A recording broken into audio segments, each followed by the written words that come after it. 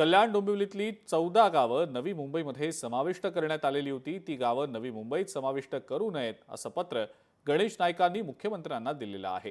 ही गावं नवी मुंबईत समाविष्ट केल्यास नवी मुंबईच्या जनतेवर 7,000 कोटींचा भार पडणार आहे।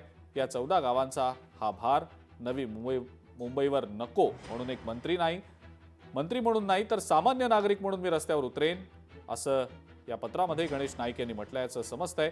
याच संदर्भात गणेश नाईकांसोबत संवाद साधलाय आमचे प्रतिनिधी उमेश करंजकर यांनी। आपल्यासोबत वनमंत्री गणेश नाईक सर आहेत। सर, तुम्ही एक पत्र लिहिले मुख्यमंत्र्यांना, ती 14 गावं नवी मुंबईत नाही घ्यावी, काय कारण आहे, का नाही घ्यावी? हे बघा, ही 14 गावं पहिल्यांदा नवी मुंबईतच होती। नवी मुंबई महापालिका झाल्यानंतर त्या लोकांना असं वाटलं की आपल्याला जास्त कर भरावे लागतील, म्हणून त्यावेळच्या नेते लोकांनी ही आग्रह धरून मोर्चे काढून ही गावं तिथून बाहेर काढली। नंतर लक्षात आलं की नवीन नेतृत्वाच्या की बाबा आपलं नुकसान होणार आहे, ते मला भेटले, मला विनंती केली की बाबा आमच्याला सामावून घ्या कुठे, नवी मुंबईमध्ये। आणि मी त्या आमच्या तत्कालीन महापौरांना सांगितलं एक असा ठराव तुम्ही पारित करा आणि त्याच्यामध्ये चर्चा घडवा आणि त्याला अनुमती द्या।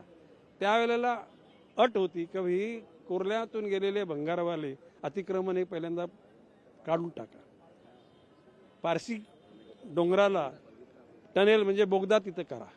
आणि त्यावेळेला महापालिकेच्या सभेमध्ये 500 कोटीची मागणी केली होती, परंतु आता नंतर सर्वेक्षण केल्यानंतर 6,500 कोटी रुपये लागतील अशा प्रकारची माहिती समोर आलेली आहे। परंतु एकूणच आमच्या नवी मुंबईच्या संपूर्ण जनतेवर 6,500 ते 7,000 कोटीचा भुर्दंड येणार आहे। ही बाब लक्षात घेता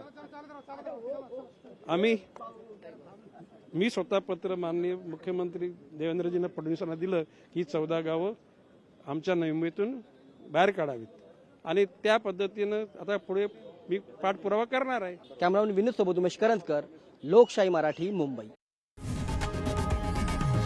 लोकशाही मराठी, ऐका, पहा, जागरूक रहा।